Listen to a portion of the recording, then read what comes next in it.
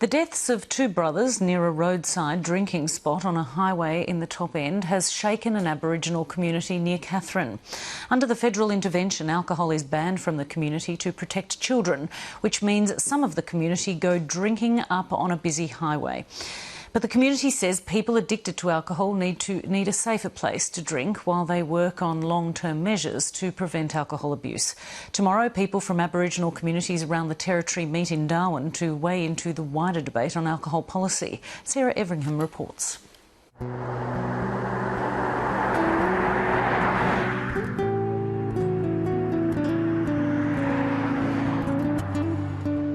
The Roper Highway can be a dangerous place, particularly at night, and it's not a place to be if you've been drinking. In 2009, a 26-year-old man from the Aboriginal community of Jilkmingan was killed by a car on the highway. He died opposite a drinking camp known to locals as the Mango Farm.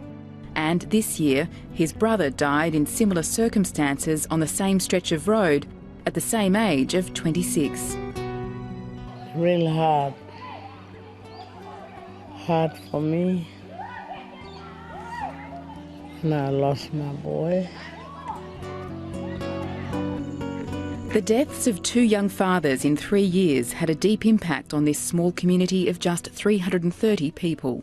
When we had the first accident, it was a smaller pain because we thought we were going to lose one through alcohol. But then when we had the second one, and then it's very sad for us.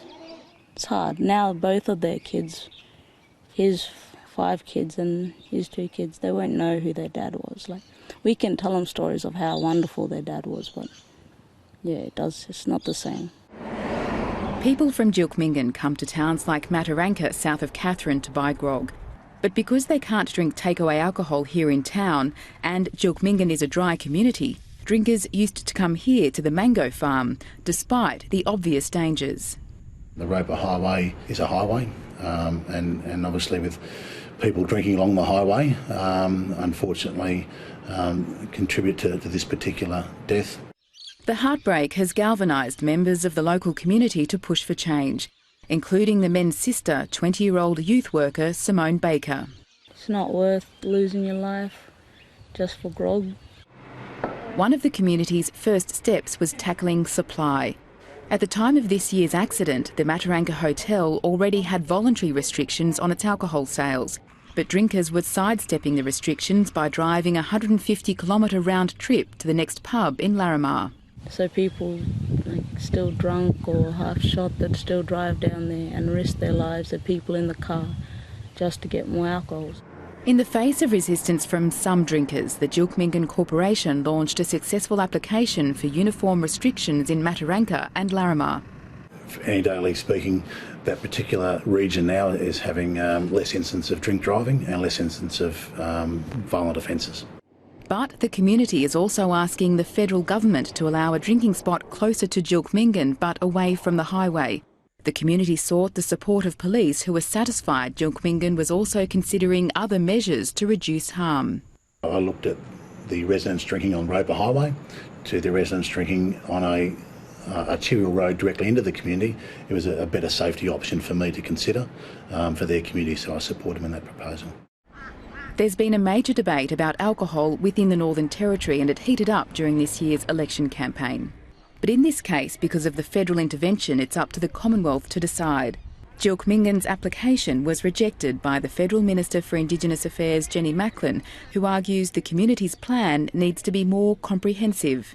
My first and foremost responsibility will be to make sure that children are safe and to assess any of these alcohol management plans against the interests of the safety of children. The community says its priorities are the same as the minister's, but they say the minister needs to consult more. Government, before they just throw a big blanket over every community, come in and consult with community. You know, like, ask them, what do you think that your community needs for your drinkers? And most of the times they will have things that they have already thought about.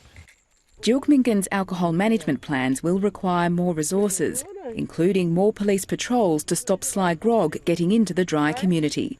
Sarah Everingham, Lateline.